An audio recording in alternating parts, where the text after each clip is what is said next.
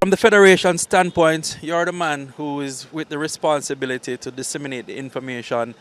Kenwin just spoke about the players' um, perspective. Give me the association perspective. What is going to happen? Yeah, I mean, at this point in time, it's an unfortunate matter, a situation that we found ourselves in. This is something that has plagued Trinidad and Tobago football. It's not the first time it's happening. And I think in recent times, there has been ongoing dialogue between the players and the association to ensure that these things don't happen. Unfortunately, it's no secret that the association has been going through a really tough financial time in recent years, going back to the 2006 World Cup.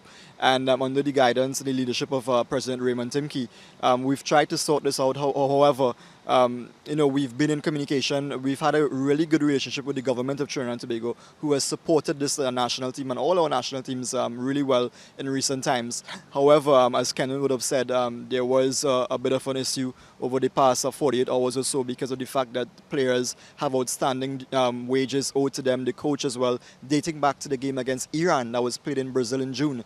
And promises were made. There was ongoing dialogue. And we even had the manager of the team, William Wallace, stayed back in Port of Spain to resolve this issue.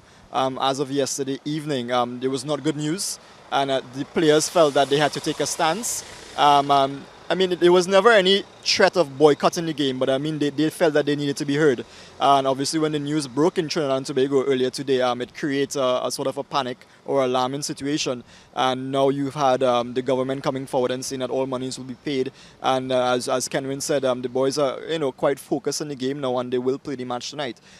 President Timke is on his way to Montego Bay right now. He should be arriving shortly after midday, and he's going to meet with the team, and hopefully they're going to trash this out and ensure that there's proper development and things in place for the future. Right.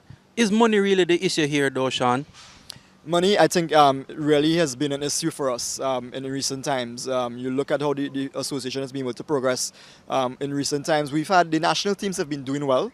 We had the under-20s winning the Caribbean Cup title. We have the women's team. They're one game, one win away from qualifying for the World Cup. But you saw what happened in Dallas as well with this women's team being sent off to the US. Short of funds. And this continues to be a struggle for the national team and for the TTF. We're without a technical director at this point in time. We have our national coaches and our various technical staff members working without salaries. And hopefully now that, nobody wants it to get to a situation like this, but because of what is taking place here today, we expect going forward that there's going to be proper round-the-table discussions and measures and systems put in place to ensure that this is unavoided or avoidable in the future. Do you believe it will affect the performance of the team? It's difficult to say. I mean, these guys are really focused. They've played an entire Caribbean Cup campaign without match wages, and they've kept the flag flying, they've kept the fight going, and I know they really want to win a Caribbean Cup. They want to win something for the country. Kenwin Jones is the only surviving member of the 2006 World Cup squad.